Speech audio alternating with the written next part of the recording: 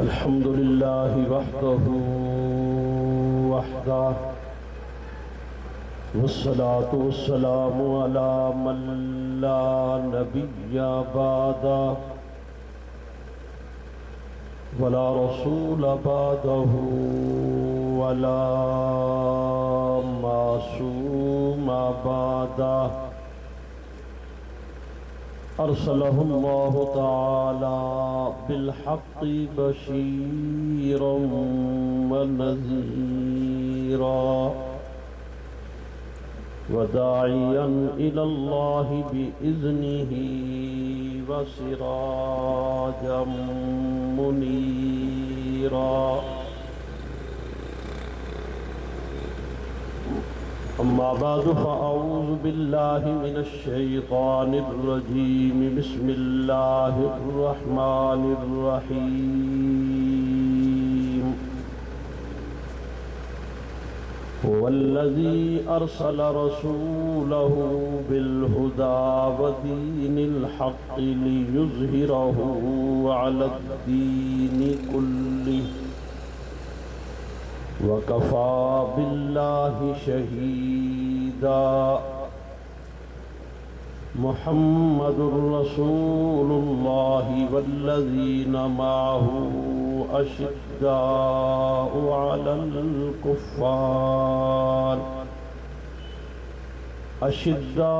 على الكفار رحماء بينهم تراهم ركعا سجدا يبتغون فضلا من الله ورضوانا. قال النبي صلى الله عليه وسلم: أصحابي كالنجوم فبأيهم اقتديتم اهتديتم. صدق الله مولانا العظيم وصدق رسوله النبي الأمي الكريم ونحن على ذلك لمن الشاهدين والشاكرين والحمد لله رب العالمين.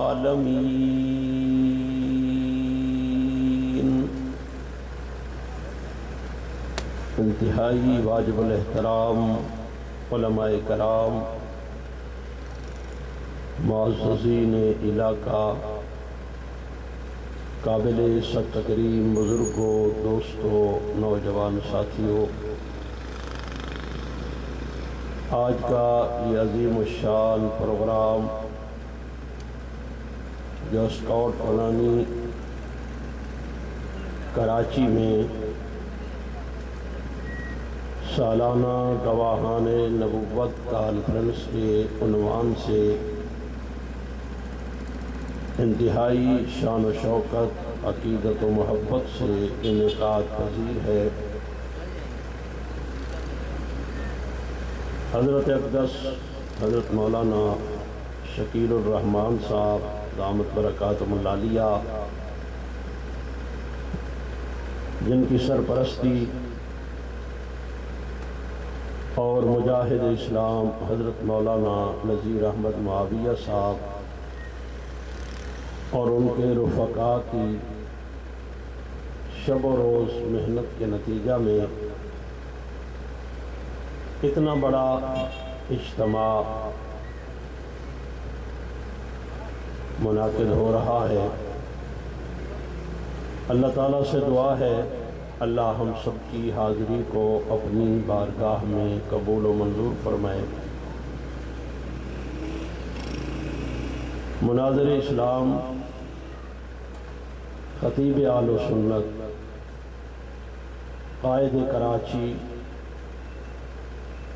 حضرت مولانا رب نواز حنفی صاحب دامت برکاتہم العالیہ کی علمی اور خوبصورت گفتگو آپ سماعت فرما چکے ہیں، اور تھوڑی دیر کے بعد انشاءاللہ جرنیل اہل سنت لاکھوں کروڑوں اہل سنت نوجوانوں کے دلوں کی دھڑکن خطیب اسلام حضرت مولانا علامہ اورنگزیب فاروقی صاحب دامت برکاتہم العالیہ آپ سے مخاطب ہونے والے ہیں۔ میں ان کے اور آپ کے درمیان میں زیادہ دیر حائل نہیں ہوں گا، بہت اختصار کے ساتھ اپنی بات کو مکمل کروں گا۔ امید ہے آپ توجہ کے ساتھ سماعت فرمائیں گے۔ اشتہار پینا فلیکس کے ذریعے جو پبلسٹی کی گئی، اس میں جو لفظ آپ کو نمایاں نظر آئے وہ تھے گواہان نبوت کے۔ گواہ کسے کہتے ہیں، علامہ حنفی صاحب نے بہت خوبصورت انداز میں اس پر بحث فرمائی ہے۔ اشتہار کا عنوان پڑھتے ہی، یہ لفظ لکھے ہوئے دیکھتے ہی نبوت اور لفظ گواہان سے ہمارے دل و دماغ میں کون سی شخصیات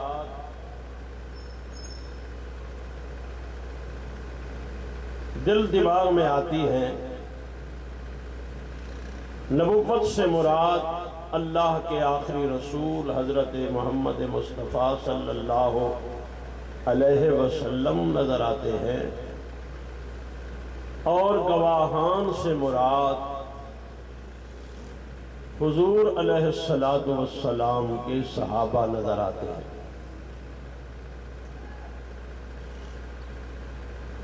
اب سوال یہ ہے کہ حضور علیہ السلام کی نبوت کے عینی شاہد، عینی گواہ، چشم دید گواہ تو صحابہ ہیں، اور صحابہ آج سے 1500 سال پہلے ان کا وجود موجود تھا، اور وہ سرزمین عرب پر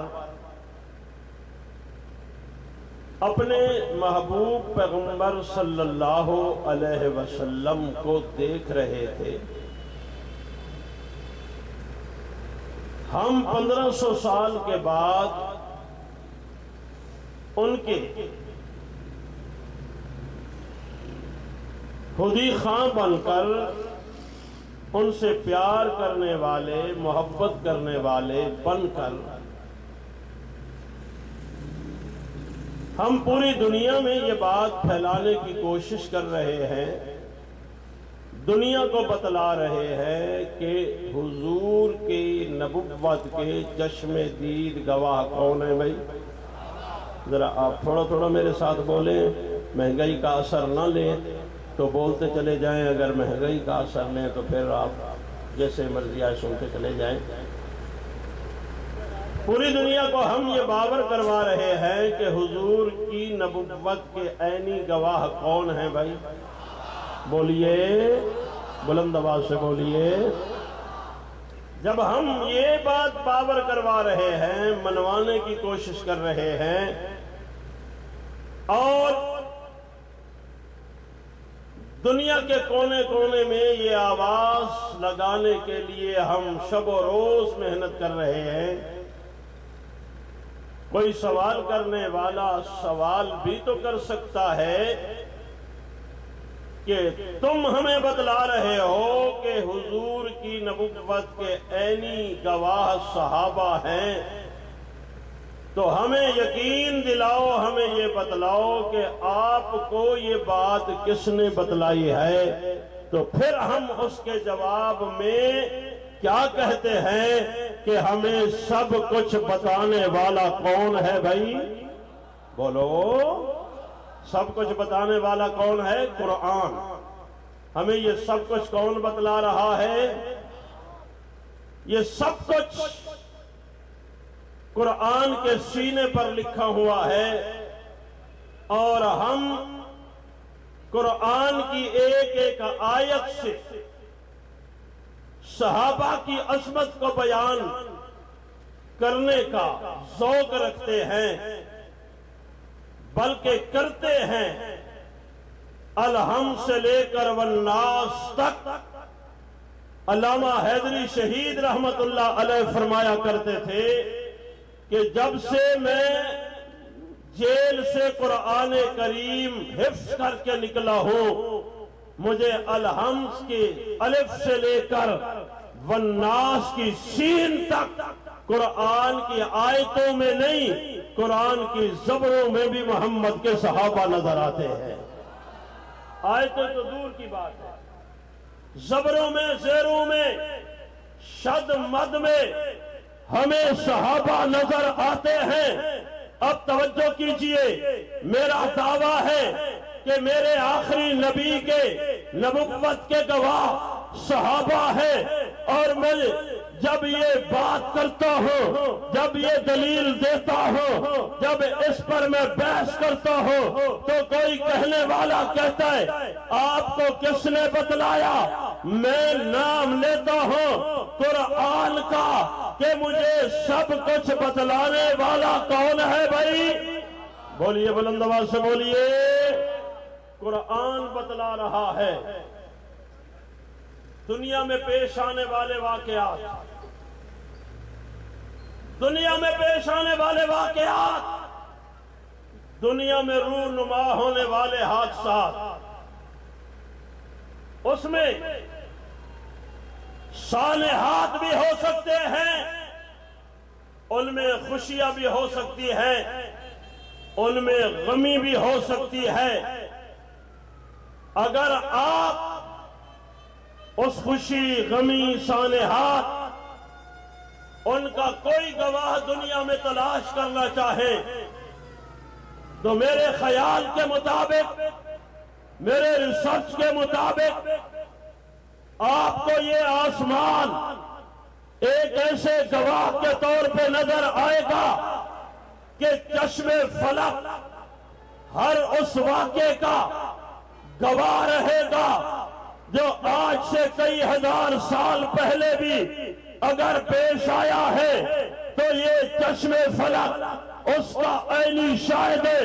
مثال کے طور پہ میں اگر یہ کہوں کہ حضرت موسیٰ علیہ السلام کے دور کے اندر جو فرعون نے مظالم ڈھائے تھے، ان کی آخری سزا ان کو یہ ملی تھی، فرعون کو اور ان کے حواریوں کو، کہ جناب موسیٰ علیہ السلام اپنے ماننے والوں کے ساتھ دریا عبور کر کے نکل گئے، اور راستہ دے دیا دریا نے۔ ان کے ایمان کی حرارت کی وجہ سے، اللہ کے حکم سے، اللہ کی قدرت سے سمندر نے، دریا کی لہروں نے راستہ دے دیا، اور جب فرعون اس راستے سے گزرنے لگا تو وہ ڈوب گیا، غرق ہو گیا۔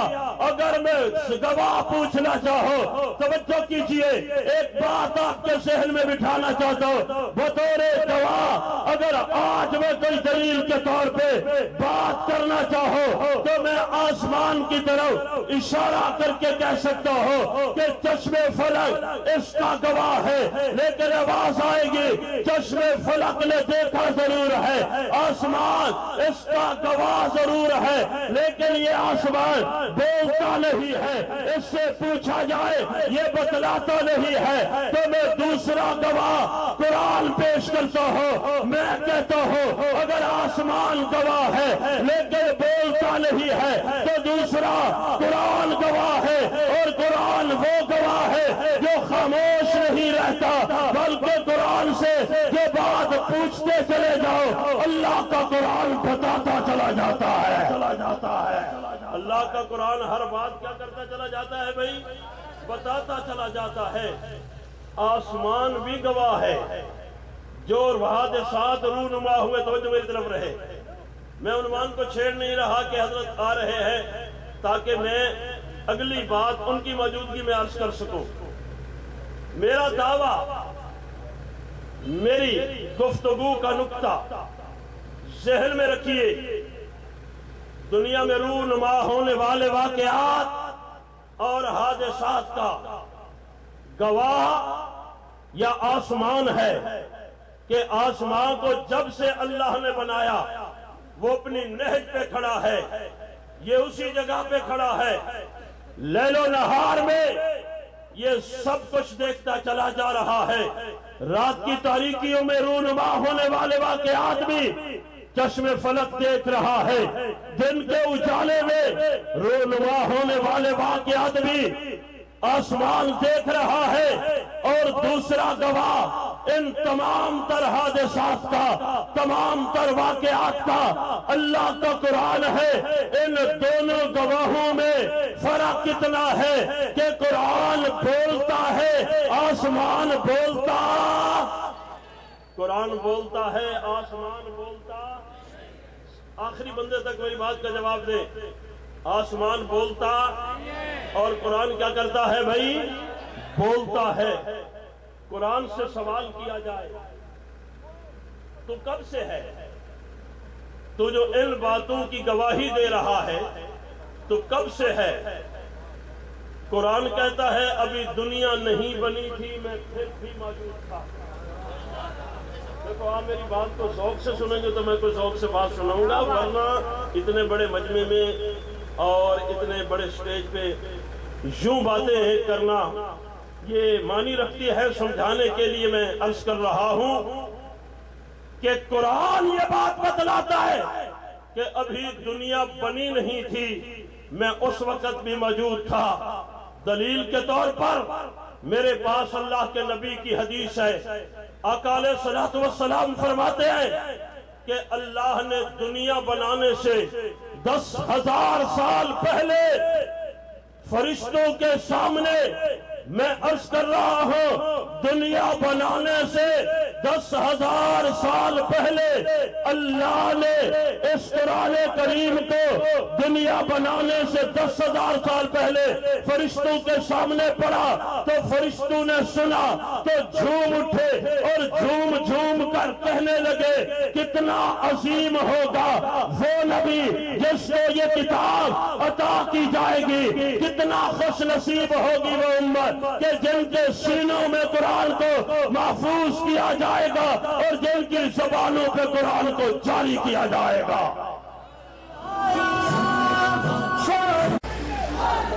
میں اگرچہ بہت ساری گفتگو کر چکا ہوں لیکن حضرت تشریف لائے، قائد کشمیر حضرت مولانا تصدق حسین صاحب تشریف لائے، مولانا نذیر معاویہ صاحب ابھی تشریف لائے. میں سبق سنانے کی غرض سے بات کو دوبارہ رپیٹ کرتا ہوں لیکن چند لفظوں میں. میرا دعویٰ یہ تھا کہ ہم کہتے ہیں کہ حضور علیہ السلام کی نبوت کے عینی گواہ کون ہیں بھائی؟ سارے بولیے، عینی گواہ کون ہیں؟ صحابہ. جبکہ صحابہ آج سے 1500 سال پہلے اس دنیا میں تشریف فرما تھے. ایک صدی ہے کہ جس نے صحابہ کو دیکھا ہے اور صحابہ اور نبی جس دور میں رہے ہیں اس دور کو خیر القرون کہا جاتا ہے. جیسے جیسے زمانہ دنیا صحابہ سے دور ہوتی چلی گئی، آج 1500 سال کے بعد علماء کرام کہتے ہیں یہ فتنوں کا دور ہے، دجالی دور شروع ہونے والا ہے. معلوم یہ ہوتا ہے آقا موجود تھے، صحابہ موجود تھے، اگرچہ فتنے بھی موجود تھے لیکن پھر بھی زمانہ خیر القرون کہلا رہا تھا، تو صحابہ کرام اگر حضور کی نبوت کے عینی گواہ ہے، چشم دید گواہ ہے، ہمیں بتانے والا کون ہے بھائی؟ قرآن بتانے والا ہے، اور قرآن وہ گواہ ہے جو خاموش گواہ نہیں ہے، جو بول رہا ہے۔ اور دوسرا دعویٰ میں نے یہ کیا کہ یہ چشم فلک بھی ان تمام تر حادثات کا، واقعات کا چشم دید گواہ ہے کہ آسمان نے بھی یہ سارے واقعات رونما ہوتے ہوئے دیکھے ہیں، لیکن فرق اتنا ہے کہ آسمان خاموش ہے اور قرآن بولتا چلا جا رہا ہے۔ آسمان خاموش کھڑا ہے، قرآن بول رہا ہے۔ قرآن کب سے ہے؟ دنیا بنانے سے 10,000 سال پہلے اللہ نے قرآن کریم کو خود پڑھا، فرشتوں نے سنا، جھوم کر کہا کتنا عظیم ہوگا وہ نبی جس کو یہ کتاب دی جائے گی، کتنا خوش نصیب ہوگی وہ امت کہ جن کے سینوں میں اس قرآن کو محفوظ کیا جائے گا، جن کی زبانوں پہ قرآن کو جاری کر دیا جائے گا۔ اگلا سوال یہ ہے کہ دنیا بنانے سے 10,000 سال پہلے جب اللہ نے قرآن کریم کو پڑھا، قرآن کریم کو فرشتوں کے سامنے پڑھا، روایات اگرچہ مختلف ہے، علامہ حنفی صاحب کہتے کہ روایات مختلف ہے، کوئی راوی کہتا ہے سورہ کاف کی تلاوت ہے، کوئی کہتا ہے سورہ یاسین کی تلاوت ہے۔ اگر ان روایات کو جمع کیا جائے تو مفہوم یہی بنتا ہے کہ دنیا بنانے سے 10,000 سال پہلے اللہ نے قرآن کریم کو خود پڑھا ہے۔ اگلا سوال یہ ہے، قرآن دنیا بنی نہیں ہے، تجھے پہلے پڑھا گیا تو پھر کہاں چلا گیا؟ قرآن نے کہا بل ہوا قرآن مجید فی لوح محفوظ، میں کہیں نہیں گیا، میں لوح محفوظ میں چلا گیا۔ کیا کرتا رہا؟ کہا جس نبی کے سینے پہ اترنا تھا میں اس محمد مصطفیٰ کا انتظار کرتا رہا۔ اور جو انتظار ہوتا ہے یا انتظار کرنے والا ہوتا ہے، کیا وہ صرف اسی کو دیکھتا ہے جس کا انتظار ہو رہا ہے؟ آپ حضرت فاروقی دامت برکاتہم العالیہ کے انتظار میں بندہ کھڑے کرتے ہیں، 2 ہیں، 3 ہیں، 4 ہیں۔ مولانا نذیر احمد صاحب نے کہا جی بندے انتظار میں کھڑے ہیں، تمہارا کیا خیال ہے؟ ان بندوں نے جب انتظار میں کھڑے ہوئے اپنی آنکھیں بند کر لی کہ ہم فاروقی صاحب کے علاوہ کسی کو نہ دیکھے۔ نہیں، انتظار فاروقی صاحب کا، انتظار حنفی صاحب کا، لیکن گزرنے والی ہر چیز پہ نظر تو ضرور رکھی۔ موٹر سائیکل گزرا اسے دیکھا، گاڑی گزری اسے دیکھا۔ جب فاروقی صاحب آگے تو سوال ہوا، فاروقی صاحب نے پوچھا بھائی آپ نے انتظار تو میرا کیا ہے لیکن میں اب آیا ہوں، تو آپ نے پہلے کسی کو دیکھا؟ جی جناب فلاں کو بھی دیکھا، فلاں کو بھی دیکھا، کوئی پروٹوکول کے ساتھ گزرا اسے دیکھا، کوئی پیدل گزرا اسے دیکھا، کوئی آنکھوں والا گزرا اسے دیکھا، کوئی نبینا گزرا اسے دیکھا۔ میں نے قرآن کریم سے پوچھا انتظار تو حضور کا تھا، انتظار لوح محفوظ میں کیا، تو نے دیکھا کیا ہے؟ قرآن کہتا ہے میں نے آسمان بنتے ہوئے دیکھا ہے، میں نے زمین بنتے ہوئے دیکھی ہے۔ یہ سارے واقعات قرآن بتاتا چلا جاتا ہے۔ میں نے کہا اور کیا دیکھا؟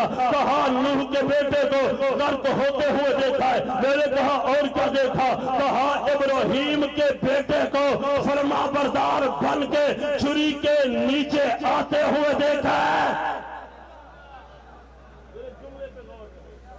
یہ قرآن بتا رہا ہے بات فرما برداری کی ہے۔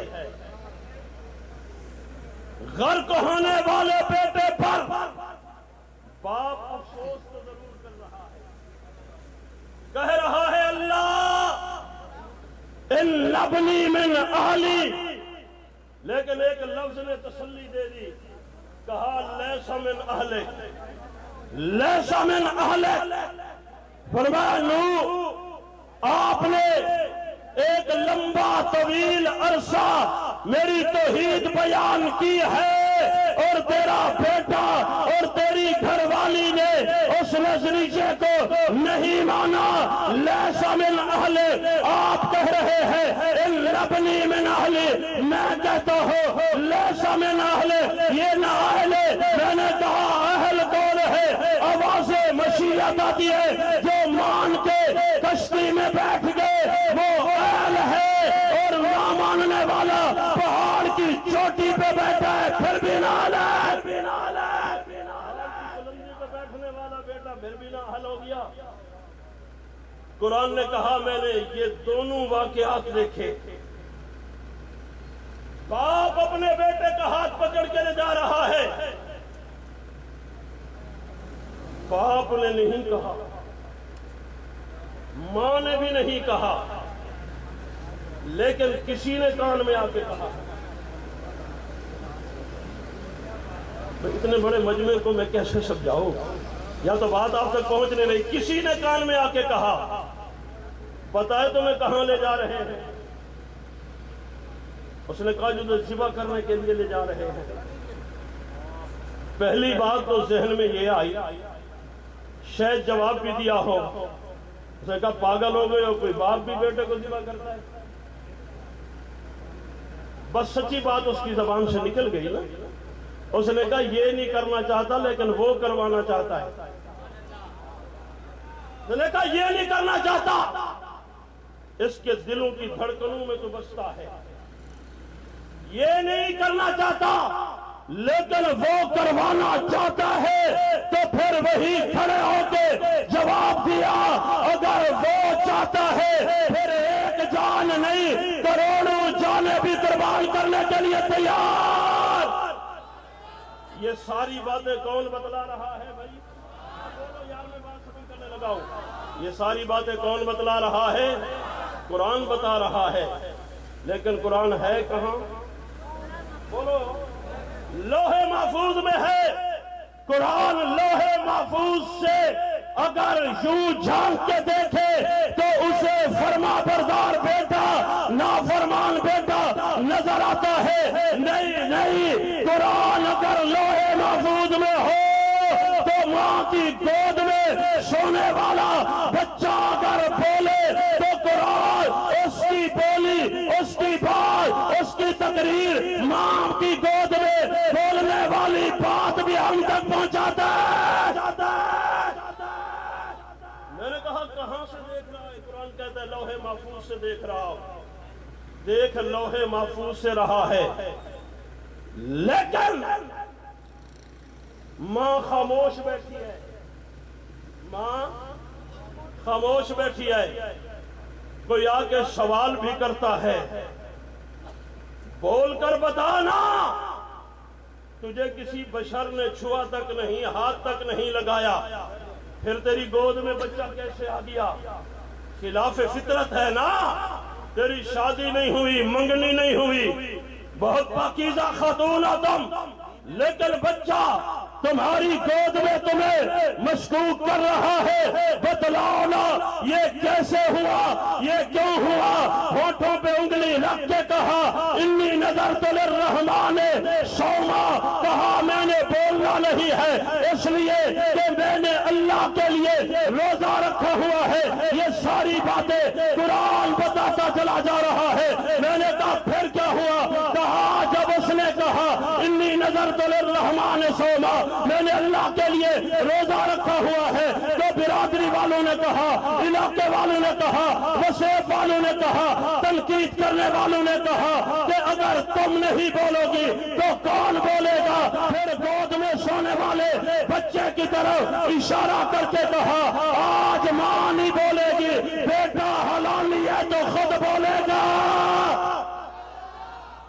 جب اشارہ کیا بیٹا اگر حلالی ہے تو خود بولے گا، لوگوں نے کیا کہا؟ میں مولوی کسی کی بات نہیں کرتا، قرآن کی بات کر رہا ہوں۔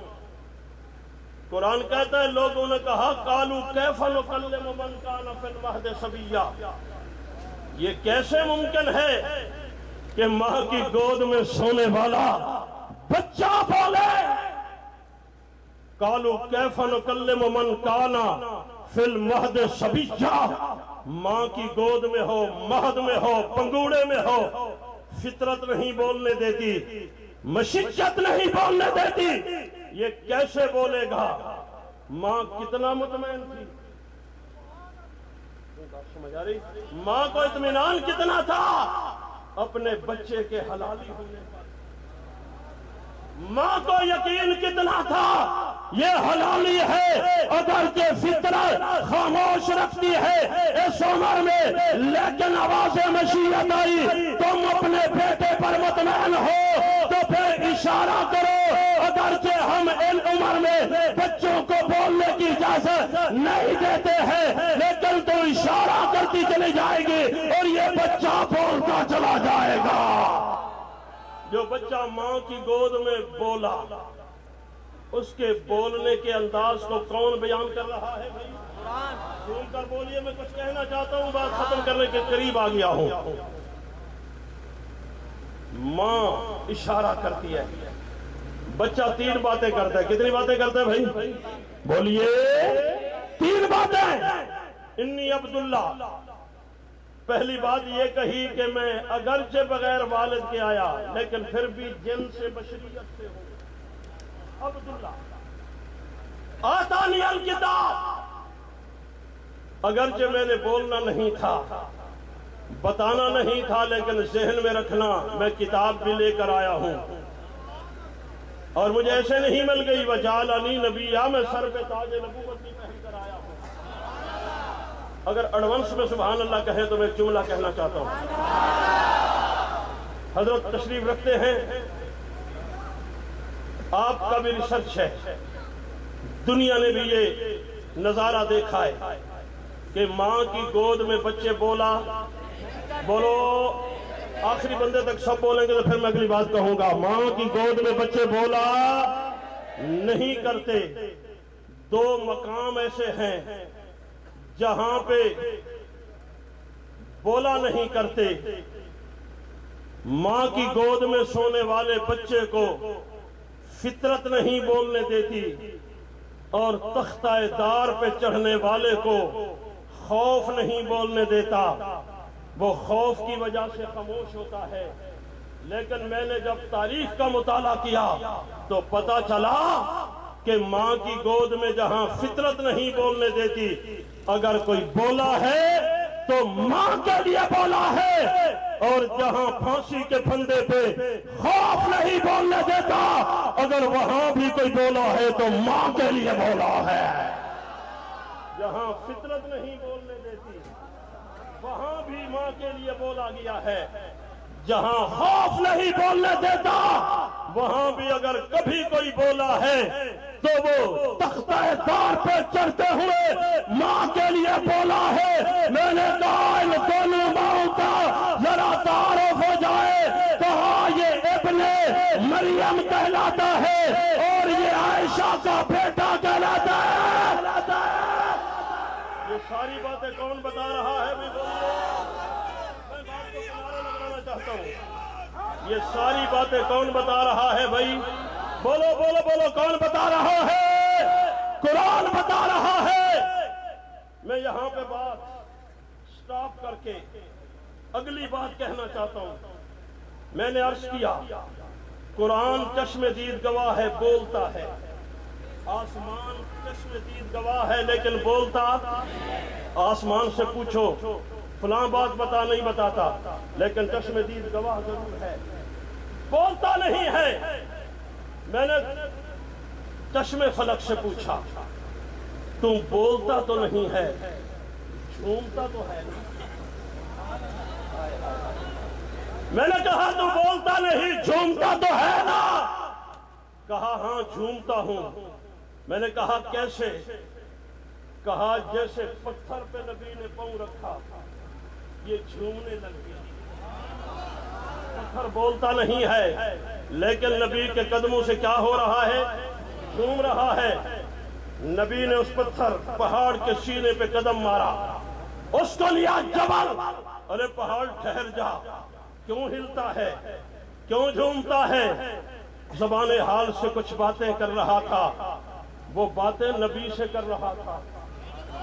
میرے اور آپ کے آقا سے باتیں کر رہا تھا اور کیا کہہ رہا تھا پہاڑ کہ میں جھوم رہا ہوں. ارے کیوں جھوم رہے ہو؟ کہا میں آپ کے قدموں کو جانتا ہوں، پہچانتا ہوں. یہ قدم وہ ہے جو بازار میں لگ جائے تو لاکھ سے بحاصل بلد کی آواز آسمانوں سے نہیں عرش بری سے آتی ہے. اگر یہ ذروں پہ لگ جائے تو ذرے قرآن بن جاتے ہیں. آج وہ قدم میرے سینے پہ لگ رہے ہیں جو عرش بری پہ جائے تو عرش بری جھومنے لگ جاتا ہے.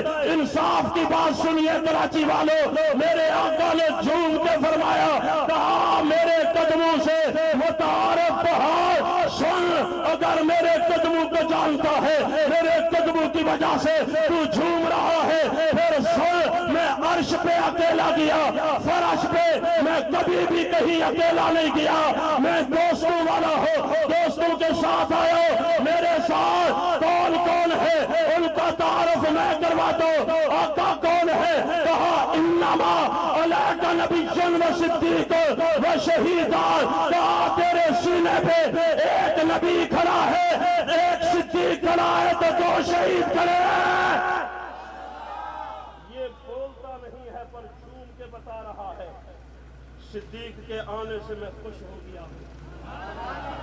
یہ پتھر جھوم رہا ہے کہ عثمان اور عمر کی شہادت کی خبر سن کر میں جھوم رہا ہوں. چشم فلک کی بات کر رہا تھا، توجہ رہے. چشم فلک نے دیکھا ضرور ہے، بولا نہیں لیکن جھوما ہے. جاگ رہے ہو تو میری بات کو غور سے سننا. حضور آئے، سب سے پہلی نظر حضور کے چہرے پہ کس کی پڑی؟ آمنہ کی پڑی. سیرت حلبیہ کا حوالہ دے رہا ہوں. آمنہ نے حضور کے چہرے کو دیکھا، بحیثیت بیٹا دیکھا. بحیثیت بولیے ذرا یار، میں کچھ کہنا چاہتا ہوں. بحیثیت بیٹا دیکھا، بحیثیت لخت جگر دیکھا، اور کہنے لگی آنکھوں سے اشک بہا کے، ہائے کاش عبداللہ زندہ ہوتا، تجھے دیکھتا تو کلیجہ ٹھنڈا ہو جاتا. تو کتنا حسین ہے، پر افسوس ہے کہ تو یتیم ہے. تو حسین لیکن افسوس ہے کہ تو یتیم ہے. اس اثناء میں ایک سردار کی لونڈی آئی، ایک باندی آئی، ایک نوکرانی آئی. فاصلہ کتنا ہے، وہ سامنے گھر ابو لہب کا ہے، یہاں پہ گھر آمنہ کے لال کا ہے. آمنہ اپنی گود میں اس بچے کو لے کر بیٹھی ہوئی ہے. یہ لونڈی آئی، یہ نوکرانی آئی، یہ خادم آئی اور آگے آمنہ کے گھر کے اندر قدم رکھا اور جھولی میں سوئے ہوئے بچے کے چہرے سے کپڑا ہٹا کے دیکھا. جھوم جھوم کر کہہ رہی ہے، آمنہ یہ بچہ کتنا حسین ہے. میں فیصلہ نہیں کر پا رہی کہ میں آسمان کے چاند کو حسین کہو یا تیری گود میں سونے والے اس بچے کو حسین کہو. پھر واپس توڑتی ہے، الٹے پاؤں ہو جاتی ہے، جا کے اپنے سردار سے کہتی ہے، سردار جی تمہیں خبر دینے آئی ہو، میں بڑی اجلت میں آئی ہو، تیز قدموں سے آئی ہو، کیا خبر لائی ہو؟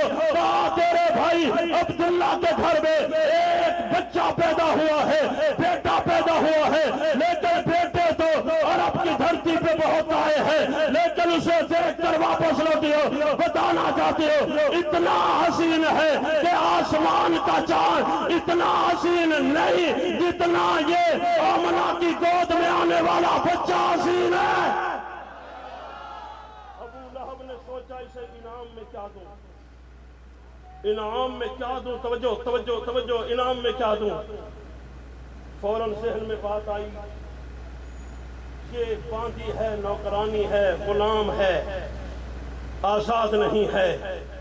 اسے کچھ بھی دے دوں اسے خوشی نہیں ہوگی، اسے آزادی دے دوں تو خوش ہو جائے گی. اس نے انگلی کا اشارہ کیا، کہا جا اتنی بڑی خبر لانے پہ میں تجھے آزاد کرتا ہوں. اس لونڈی نے آزادی کی خبر سنی، کراچی کے دوستوں جملہ ضائع نہیں کرنا، آزادی کی خبر سنی، جھوم اٹھی اور آسمان کی طرف دیکھا اور کہنے لگی ربا کتنا عجیب بچہ آیا ہے، جس کو ایک نظر دیکھا تو دوسرے لمحے میں مجھے آزادی والی نعمت مل گئی ہے۔ میں نے چشم فلک سے پوچھا تو بول تو نہیں سکتا، بتا تو سکتا ہے نا کہ یہ عورت، یہ باندی، یہ نوکرانی خوش نصیب ہے یا نہیں ہے؟ چشم فلک نے کہا یوں آزاد ہوتے ہوئے میں نے کبھی کسی کو نہیں دیکھا، سونا دیتا ہے، چاندی دیتا ہے، زیور دیتا ہے، پہاڑ سونے کے لا کے قدموں میں رکھتا ہے تب آزادی ملتی ہے۔ یہ کتنا خوش نصیب ہے، اس نے ایک نظر آقا کا چہرہ دیکھا، دوسرے لمحے میں آزادی مل گئی ہے۔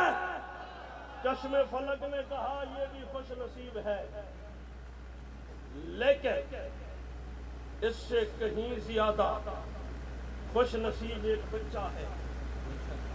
میری بات آپ کو سمجھ نہیں آ رہی تو میں بالکل آپ سے گلہ نہیں کرتا، اگر آ رہی ہے تو سبحان اللہ کی کنجوسی نہ کیجئے۔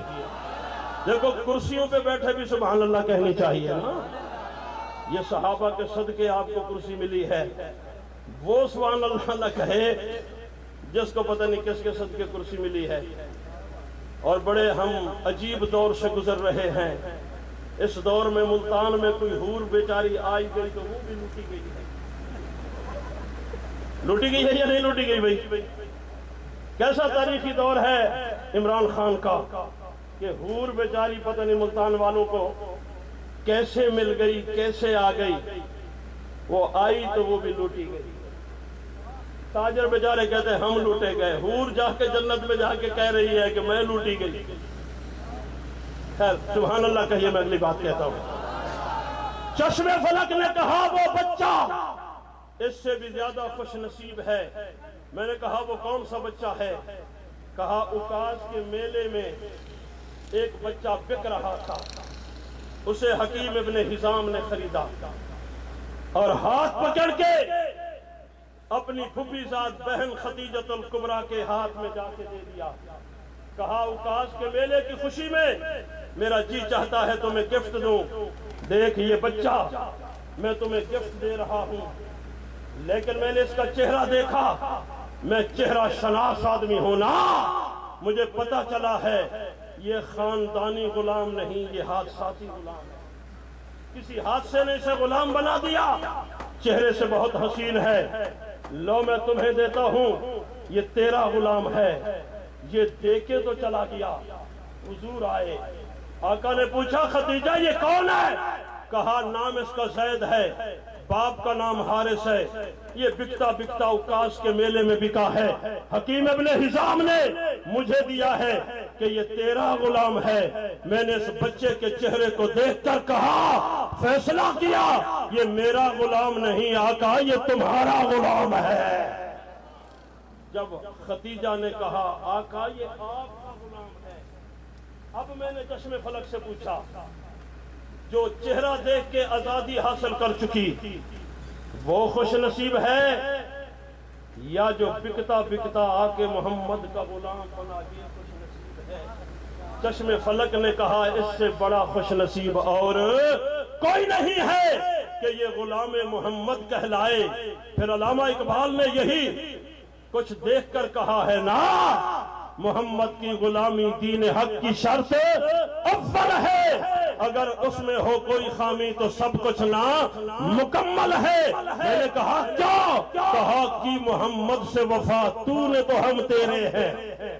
یہ جملہ علامہ اقبال نے کہہ تو دیا ہے، ذرا اس کو ذوق میں پڑھیے۔ علامہ اقبال کہہ رہا ہے، تم بھی علامہ اقبال کے اشعار پڑھتے ہو اور فیس بکوں پہ ڈال کے کہتے ہو کربلا کے لیے یوں کہا، فلاں کے لیے یوں کہا، آنا محمد کے صحابہ کے لیے علامہ اقبال نے کیا کیا؟ کہا ہے، کہا محمد کی غلامی دین حق کی شرط اول ہے، اگر اس میں ہو کوئی خامی تو سب کچھ نامکمل ہے۔ میں نے کہا کیوں؟ کہتا ہے کہ محمد سے وفا تو نے تو ہم تیرے ہیں۔ یہ جہاں چیز کیا ہے ارے اللہ کرم تیرے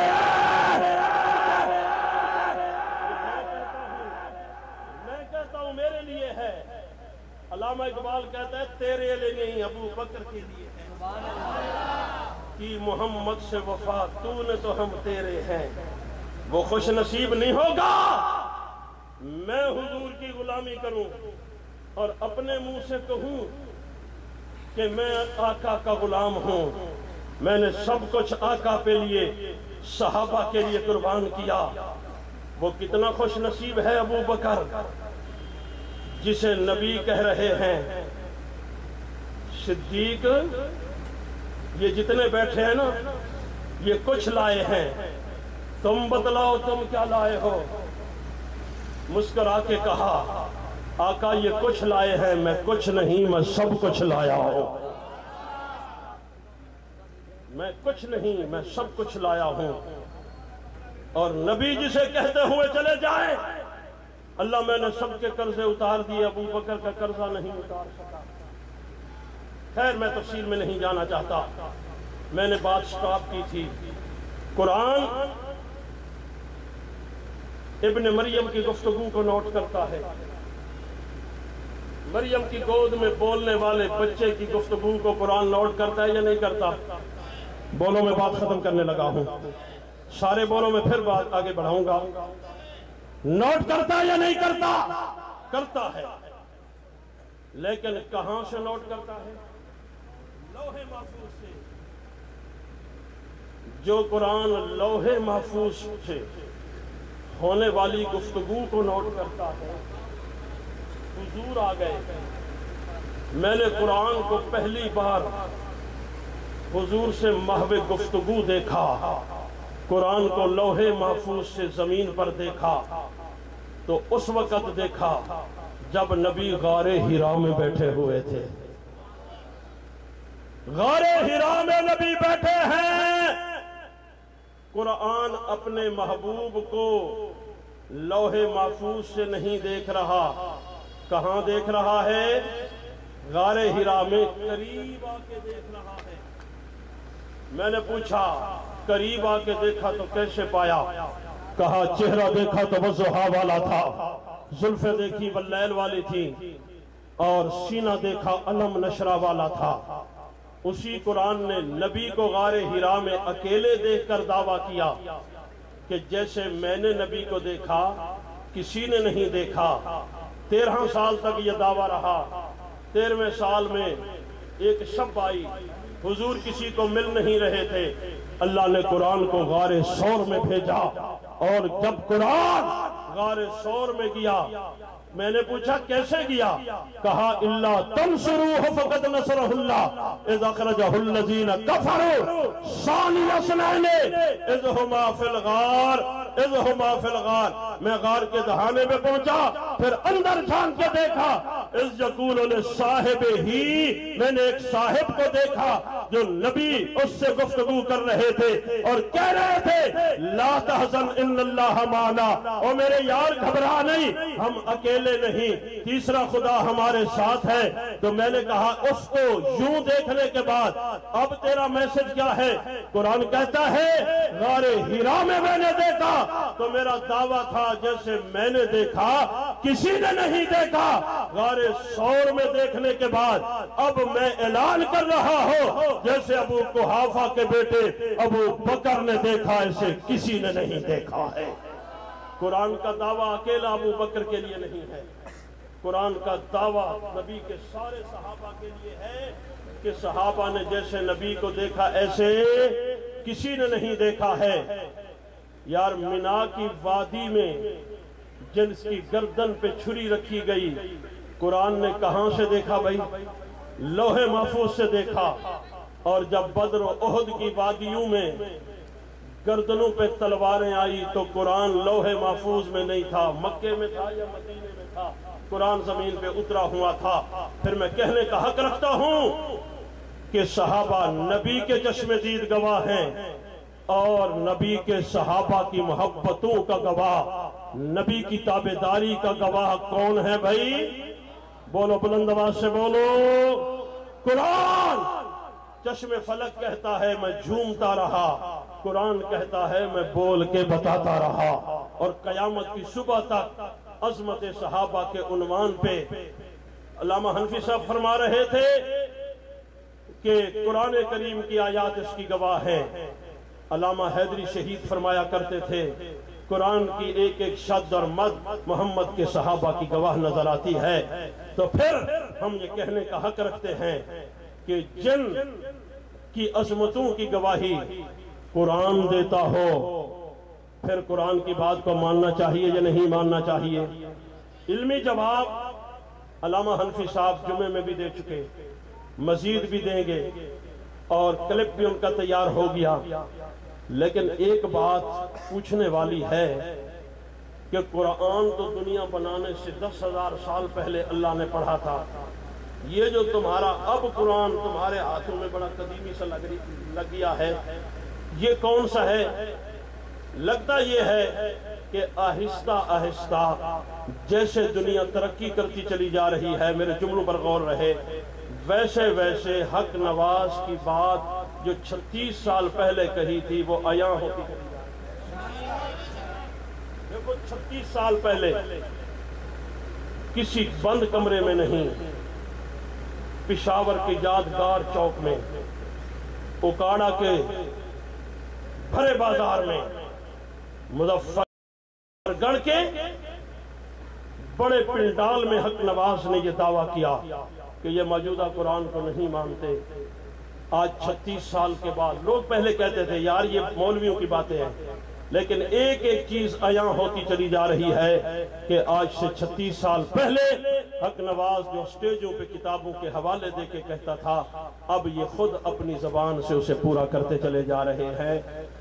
پھر اگر 36 سال والی بات حق نواز کی سچی تھی تو 36 سال کے بعد جو کچھ وہ کہتا تھا وہ بھی سچ ہے، اور یہ سچ انشاءاللہ جب تک زندگی باقی ہے اسٹیجوں پہ ہم کہتے رہیں گے، اور آپ کو اللہ زندگیاں دے تو آپ سنتے رہیں گے۔ لیکن ایک کام جو موجودہ قیادت نے الحمدللہ اللہ کی توفیق سے کیا ہوا ہے، علامہ لدھیانوی صاحب، مولانا اورنگزیب فاروقی صاحب اور دیگر قائدین کی قیادت میں ہم ایک ایسی شہراہ، ایک ایسی منزل کی طرف جا رہے ہیں کہ مولانا حق نواز قانون سازی کی بات کرتے تھے کہ میں اسمبلی میں جا کے قانون بنوانا چاہتا ہوں۔ وہ بات ہمیں عجیب سی لگتی تھی، لیکن آج ہم اگرچہ اسمبلیوں میں نہیں ہیں، لیکن غور کیجئے پاکستان کی 4-5 جو اسمبلیاں ہیں، کیا ان میں صحابہ کے قانون کی بات ہو رہی ہے یا نہیں ہو رہی ہے؟ اور انشاءاللہ العزیز آپ دوست دیکھیں گے، اور آپ کسی تذبذب کا شکار نہ ہوں، منزل کی طرف گاڑی جا رہی ہے، نہ کوئی بزدل ہے، نہ کوئی کمزور ہے، اور نہ کوئی اس قافلے میں بے وفا ہے۔ بے وفائی اسی کو کہتے ہیں کہ بندے پر 11 حملے بھی ہو چکے ہیں، پھر اسٹیج پہ بیٹھا ہوا ہے۔ اگر تمہارے نزدیک کسی کا نام بے وفائی ہے تو پھر ہمیں بے وفا کہتے رہو، اگر اس کا نام استقامت ہے تو پھر دعا کیجئے اللہ اس مرد کلندر کو خضر کی عمر عطا فرمائے، اور ہم ان کی زبان سے نام صحابہ سنتے رہیں، اور پہاڑوں میں دریاؤں کی موجوں پہ لوگ کھڑے ہو کر جب صحابہ صحابہ کہہ رہے تھے، میں مصنوعی بات نہیں کر رہا، واللہ میں نے دیکھا چھوٹے چھوٹے بچے گلگت کے پہاڑوں میں دریا کے کنارے پر واہ صحابہ واہ کہہ رہے تھے۔ تو میں نے مولانا لدھیانوی سے کہا کہ حضرت ذرا دریا بہہ رہا ہے، اس کی موجوں کو بل کھاتے ہوئے دیکھیں، یہ بھی اورنگزیب فاروقی کی زبان بول کے یہ بھی واہ صحابہ واہ کہتا چلا جا رہا ہے۔ یہ کوئی زبانی کلامی باتیں نہیں ہیں، یہ حقائق ہے، پتھر بول رہے ہیں، درختوں کے پتے بول رہے ہیں۔ انشاءاللہ آنے والے وقتوں میں آپ دیکھیں گے قانون سازی ہوگی، اور دشمن صحابہ زبان اور قلم سے اگر صحابہ کے خلاف کچھ لکھے گا یا کہے گا، انشاءاللہ قانون حرکت میں آئے گا اور جج کا قلم اس کو ایسی سزا دے گا کہ انشاءاللہ دشمن صحابہ آپ کی نظروں کے سامنے کیفر کردار تک ہوگا۔